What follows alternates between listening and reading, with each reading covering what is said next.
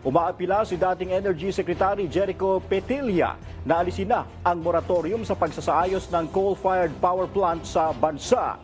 Ito'y matapos suspendihin ng Duterte administration ang aplikasyon ng nasabing planta. Ayon kay Petilla, imbis na ipagbawal ang paggamit ng coal-fired power plants, magtakda na lang ng angkop na standard o pamantayan para maiwasan na makaapekto ito sa kalikasan. Naniniwala rin ang dating opisyal na makatutulong ang nasabing planta sa pagkakaroon ng matatag at sapat na supply ng kuryente. Instead of banning coal plants, why don't we set an emission standard na ang lahat ng planta, kahit ano siya, hindi pwedeng lumampas sa level na to.